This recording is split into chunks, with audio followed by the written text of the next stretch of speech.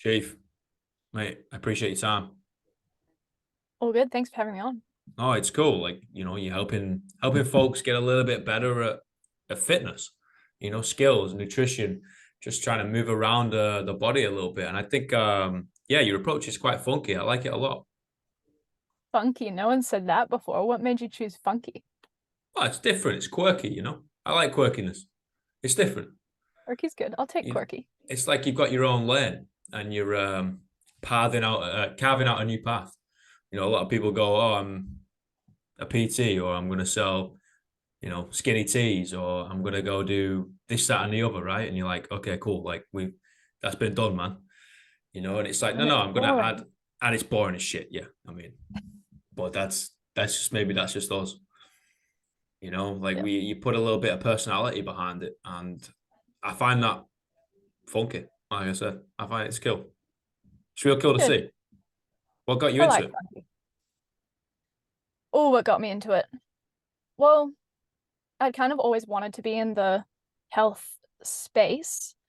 And I did an undergrad in human physiology and marketing and management. And my thought was kind of like, oh, I'll be in the business side of health related stuff. Hmm. And I was working a corporate job and I hated it. Oh, it was not for me. Like being at a desk all day, sitting down, wearing grown-up clothes, like none of it was for me. Um, and it was in the city. I was going to Les Mills and I just ended up having a chat with one of the trainers there. He's still there. He's still a friend of mine, Josh Nicholas. And we'd seen each other 1,001 times in the gym and kept making eye contact. You know how you do? You just those people that you see all the time, you kind of have Yeah. that moment across the room. Super And eventually, awkward, right? yeah, yeah, it was weird. Yes, I'm not Um, staring, but I mean, I'm looking at you, but a little, but a little, yeah. a little staring. I'm not being weird. Um, no, and we ended up having a chat one day, and he was telling me what he does. Like he coaches mobility. He does, he does this, he does that. He offers me a consult because he's trying to make a sale. And I'm like, you know what? Fuck it, let's go.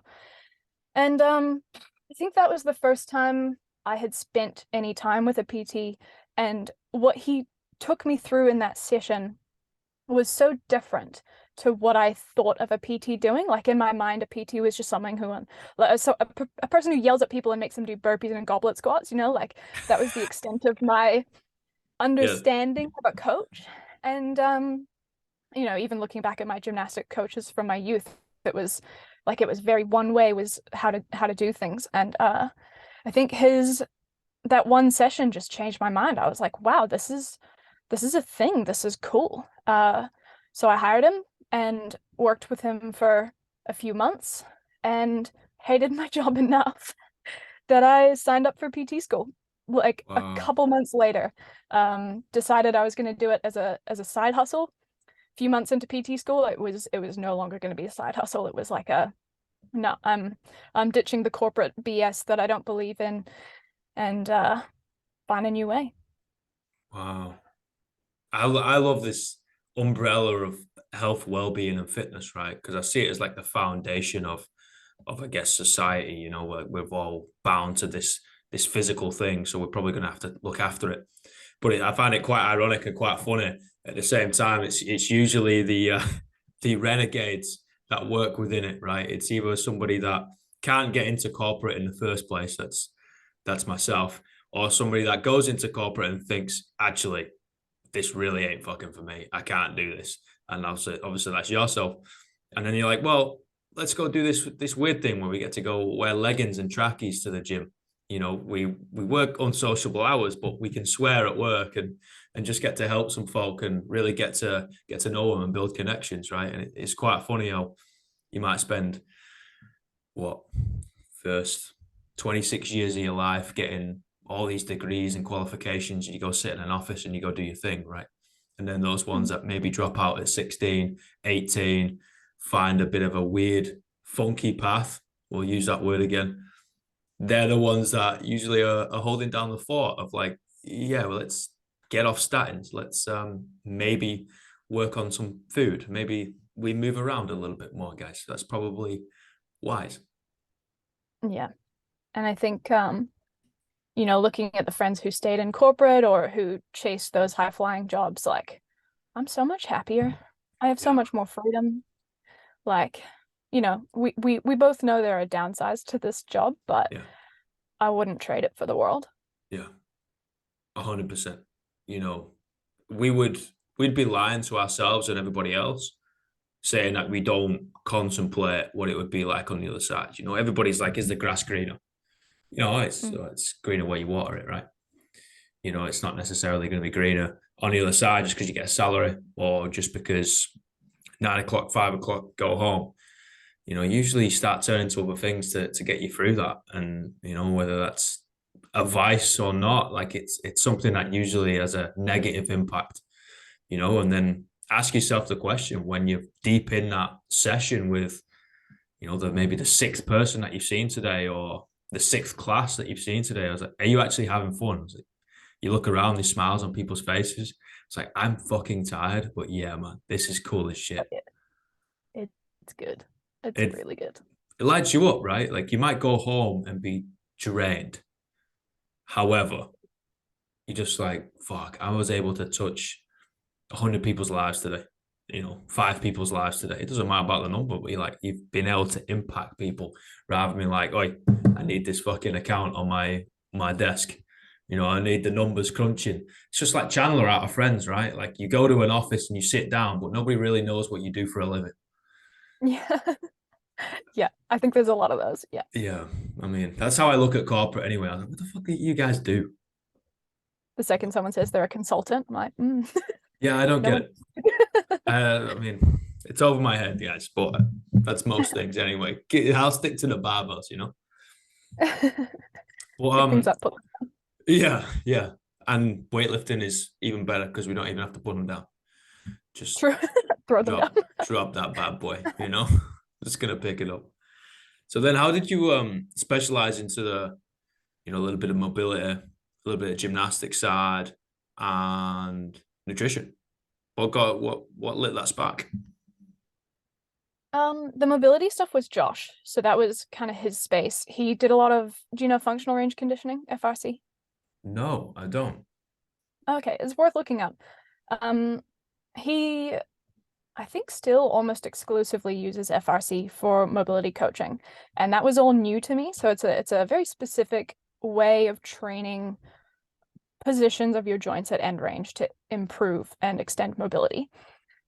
Um, so like the exposure to that was kind of what got me interested, and I was like, wow, like there's a lot of uh I guess like there's a path here to help people who are weak and immobile and struggling or recovering from injury and stuff. And that was the thing that I was like, those are places where you can help someone's life that is more impactful than, like I said, burpees and goblet squats, you know?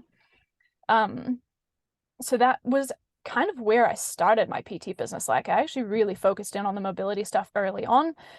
And the better I get as a trainer, the more experience that I build, the less of the specific mobility stuff I do, because you find you can enhance mobility in so many other ways just by getting people to move better.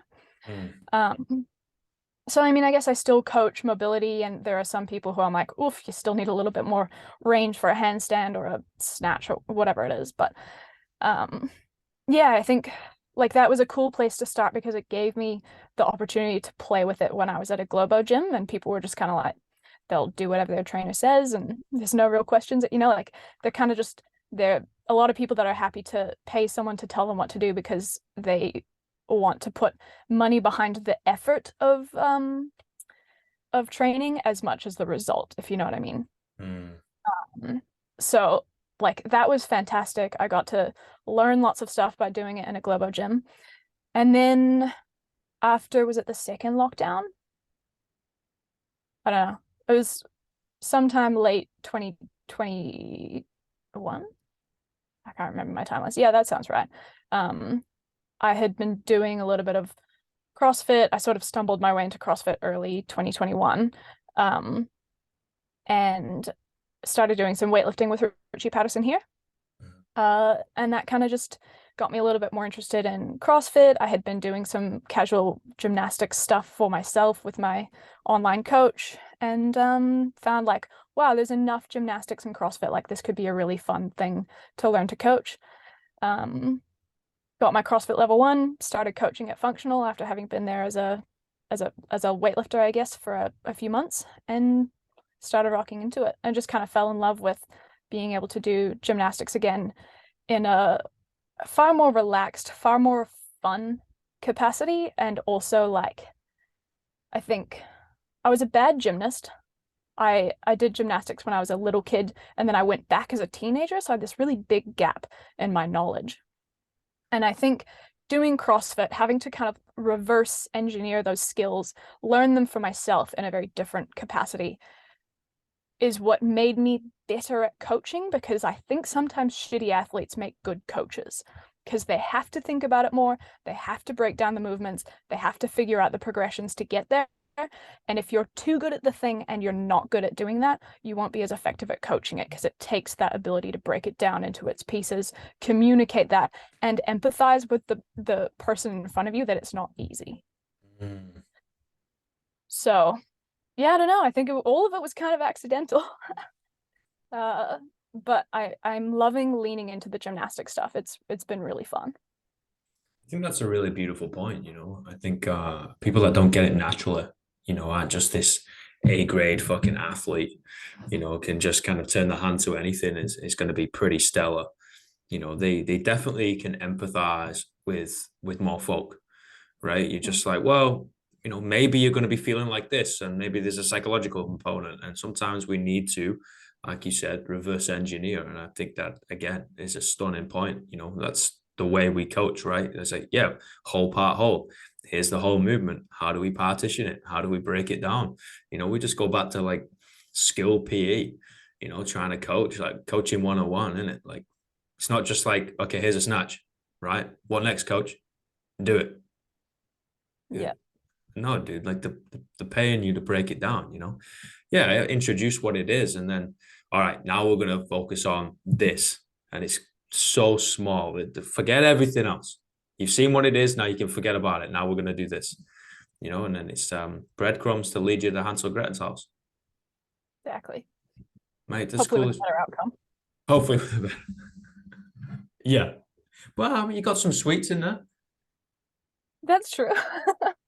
That's There's that always sports nutrition side of things, as yeah, you always say. there's always there's always a silver lining. Yeah. So why do you do what you do?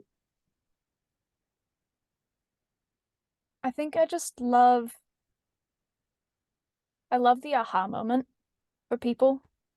Like, there's just something so good in facilitating the pathway to people, like, getting something and doing it for themselves. And I feel that with gymnastics every day, which is such a treat, because people are like, oh, I felt that. I felt, my lats engage in that position, or I felt how that was a more powerful kip, or I felt, like, yeah, I feel so much stronger in this thing.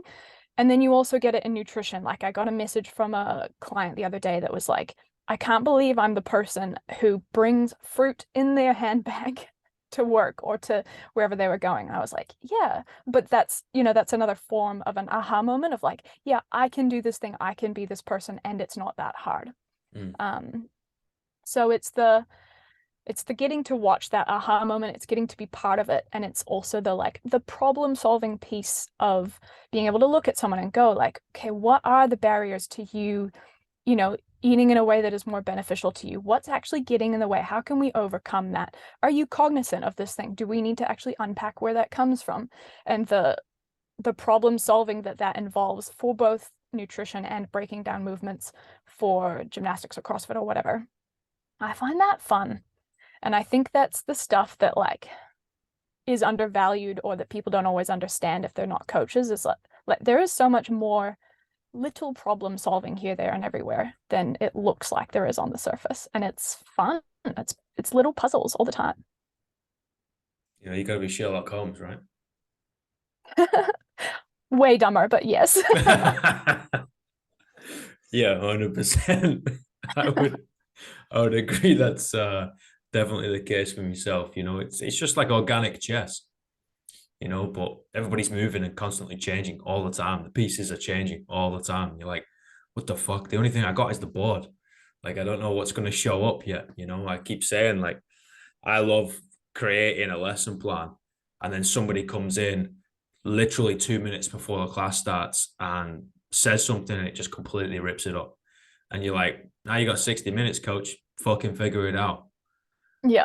And we're just like, but I spent 45 minutes and it's down to the minute and it's beautifully timed. You're like, yeah, that's not life. Figure it out. Yep. And Make it work. yeah, it is fun, right? It's challenging because it's how do you define it? How do you systemize it? You know, it's like, well, it's changing. There's certain things that you need to learn, but I think it's kind of a baptism by fire. You know, it's like get out on that floor, make sure nobody dies. Please make sure nobody picks up an injury or two. You know, the number of injuries that come into the room should be the same amount that goes out, if not less, but we're not magic. Certainly not magic. You know, sometimes you bullshit, but nothing's magic, right? And then that's it. Just kind of figure it out, fuck it up a little bit, and then learn from it and say something that's maybe inappropriate or use the wrong term or the wrong tone in your voice. And you see the wince on somebody's face and you're like, that didn't land. You know, okay, cool. I got to go back.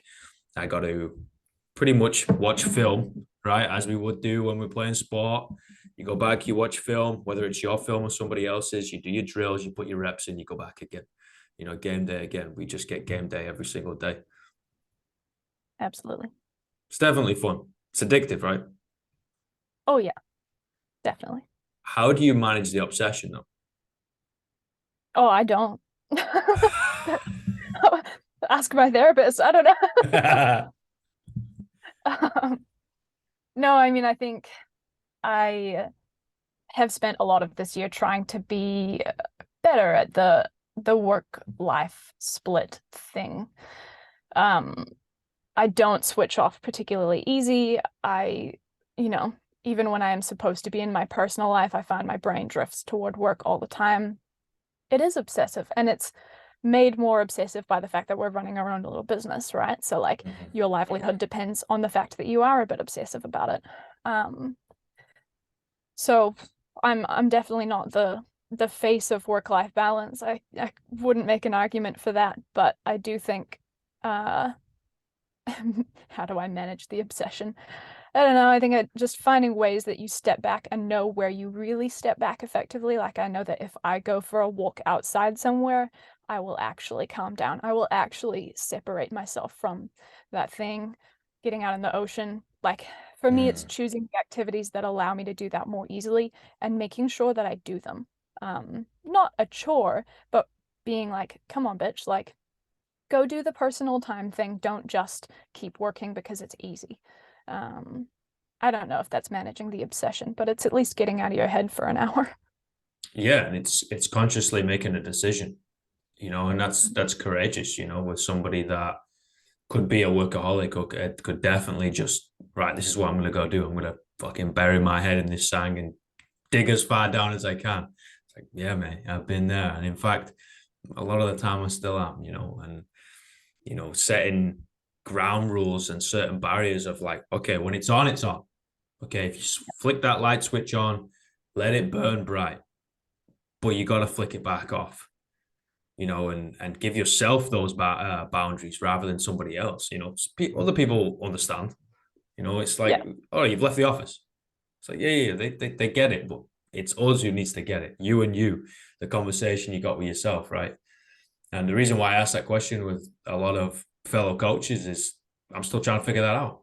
You know, how do you manage that obsession? I don't know, man. Like the more I coach, the more I get obsessed with it, and the less I coach, the more I miss it. It's just like, what the fuck do I do? You know, it's a rock and a hard place. You know, so I'd rather be like that than watching the clock and be like, when do I leave?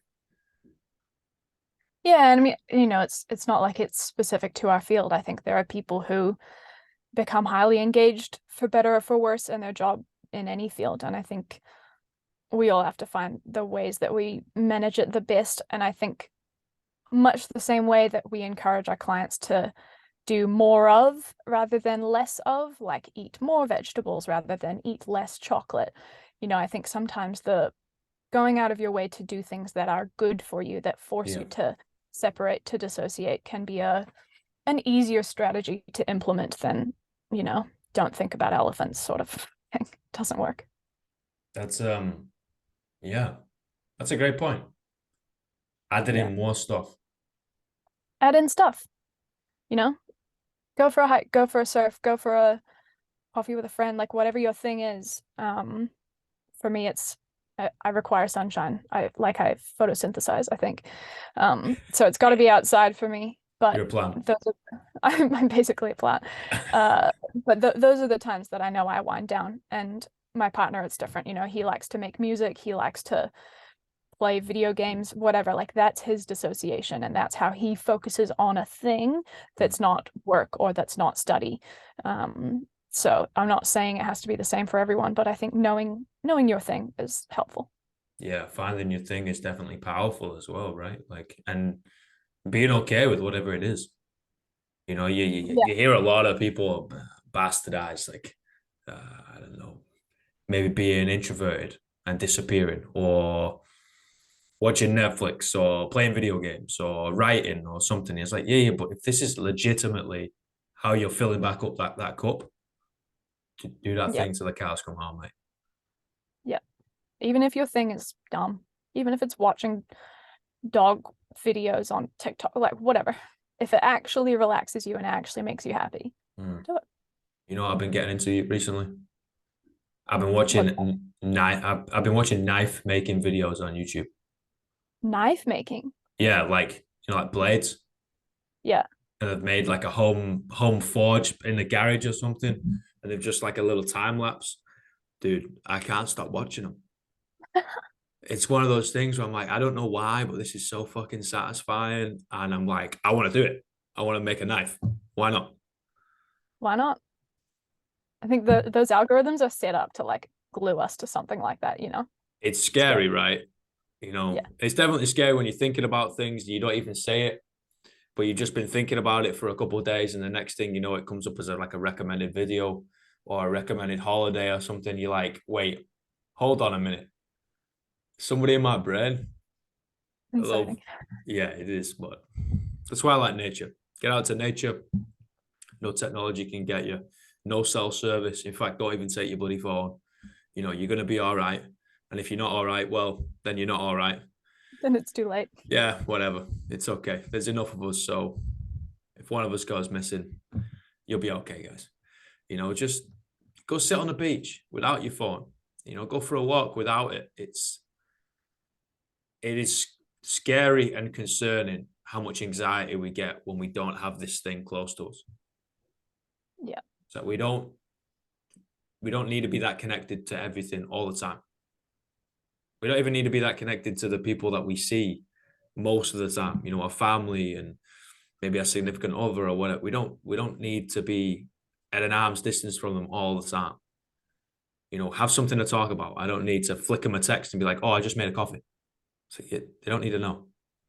Go live your fucking life. Yeah. Well, and as like the other thing is being able to engage with that person when you're actually with them. Mm-hmm. Everyone's always half and half, right? I'm on a phone over here and half having a conversation. And the next thing you know, oh, what were you saying? No, talk to somebody. Let's start like this, because you actually get to have a conversation with somebody, talk shit, and then when it's done, it's done. Enjoy your day, crack on. Like flick us a message whenever you want. Doors always open, but it's like we're engaged. We're talking with one person, or maybe two people or whatever. But we're talking with somebody, and it's not multitasking. For sure. Strange, right? I got 3 questions. Go for it. What's the greatest piece of life advice you've ever received? Uh, Probably something that my partner says to me all the time. Apparently, I need this advice quite often. That's a good partner. He's a great partner. Which is he always says, "Don't let perfect be the enemy of good."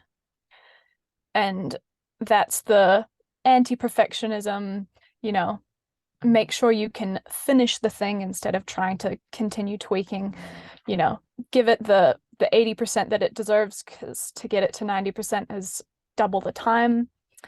And I think it's so easy when you're representing yourself and putting products out that you want to believe in, you can tweak forever, and you can not launch the thing, or you can not put up the video, or it's not ready yet, it's not perfect yet, it's not whatever.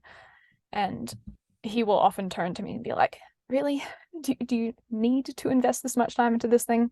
And he's very good at problem definition, which is something I struggle with. And so he'll be, I'll be complaining to him, and he'll kind of ask a few questions. He'll go, you're not complaining about this, you're complaining about this. And we can solve this if you stop worrying about making all these other 5 things how you want them to be. Make them good enough and find like minimum viable product, put it out, improve it over time. That's a great piece of advice. He's a very smart man. Don't let perfect be the enemy of good. And that's gonna stay with me for a while. I hope so. It's not his quote, I don't think, but I don't know where he got it, so credit to someone. Listen, like if you're remembering it and it's that potent in your mind and you're able to pass it on to somebody else, that's beautiful. Don't let perfect be the enemy of good. I like that a lot. My man. What's the worst piece of life advice you ever received? Anything that the Sigma grind set community puts out. You've seen those guys, eh? Rise and grind. 5 a.m. morning routine. 5 a.m. club or Crypto something. bro. Yeah, that kind of No stuff. pain, no gain. It's so boring. Like, I just think like it's all these rules, it's like the guys that are like Jordan Peterson, 12 rules of life. Like, I'm like, oh God, like, yeah, make your bed if it makes you happy. Like, meditate for an hour if it makes you like whatever. But I just think like everyone's gonna find their way of doing things. It's gonna be different. We all have different brains. Whatever, like find your thing, make it work for you.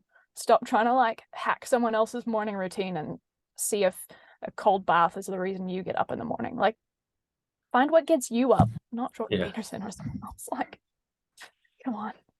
Yeah, I think people are just trying to grasp at an easy option, right? It's just, what's the secret? Magic pill. Yeah, tell me the secret. I'll do that. And you're like, the hard yards, that's the secret, bro. If it works for you, it works for you. Do it fucking till the cows come home. Keep doing it, because it's good for you. But if it doesn't, then probably don't do it. Yeah. Life isn't complicated. It's just hard. You don't have to borrow everyone else's formula for success. You have to write your own. 100%. The other one is going to do the walking. Yeah. Last question. What are the 3 words you'd tell your younger self?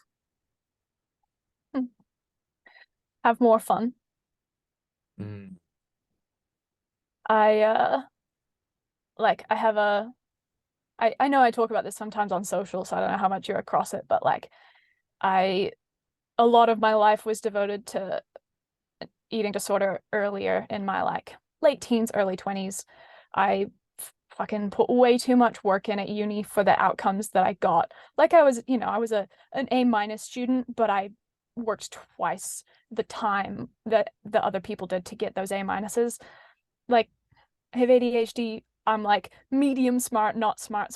Like, it was one of those things that I look back on my time at uni, in my later years of high school, even like my early years of my PT career. And every single time I'm just like, fuck, have more fun, bro. Like, enjoy your life. Stop trying so hard.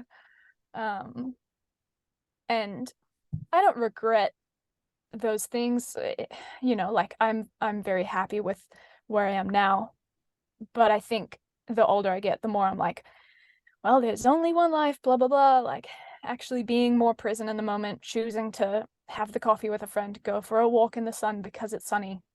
Like, do the thing that you're going to enjoy now, recognizing that stuff will get done if you're motivated enough and you care. And sometimes choosing yourself over the thing is actually the right call. Yeah, I agree. You've proven to yourself that you're a hard worker. So you can get it done. It's gonna get done. Getting it done now or in 12 hours time, it's probably not going to be much difference. Yeah, if there's a deadline, if you really need to get those things accomplished, then crack on. Sometimes you do have to put your head down and get things done, but that's not always the answer. Pressing A on a multiple choice button, all the time on a test, not going to be the right answer all the time. It is a answer, and a lot of the time it is right, but it's not going to be the right one all the time. So just cracking on, head down, everybody comes second, you working hard, being tunnel vision. I think it's really noble. I think it's fantastic. And I think it's necessary, but it's definitely not necessary all the time. And you have to be able Yeah. to set your own boundaries, right? And look yourself in the mirror and be like, yo, maybe my social life is deteriorating because of this. Maybe my relationship is deteriorating because of this. Or myself, right? We're the fucking world's worst of, you look at yourself, we're in the health and fitness field. You're like, well, I've got a runny nose, for the fourth day running. My nutrition's been up the wall. I've not trained. You're like, what's going on here, dude? Because you want more productivity. Progress is not perfect productivity. Yeah. Dude. And I think that the have more fun goes hand in hand with the don't let perfect be the enemy of good. It's both. Agreed. Mate, this has been an honor and a privilege. Thank you so much for giving me some of your time. Hey, great to meet you. Appreciate it. Let's throw down sometime. Throw a barbell or something. Yeah, Or come maybe do a through. burpee. Time you're up. Do a I will. burpee and a goblet squat. Watch each other. Call it a payday. Yeah, we'll do like a 7-minute AMRAP or something. Maybe some incline walking on a treadmill. Perfect. Pink Embrace that dumbbells. bodybuilder lifestyle. Let's go do calves, bro. Yeah, dreamy. Yeah, whatever. But mate, whenever I get over the bridge, I'll let you know. Sounds good, man. See you soon. Thank you so much. You have a lovely day. You too. All right, mate. Bye, everybody.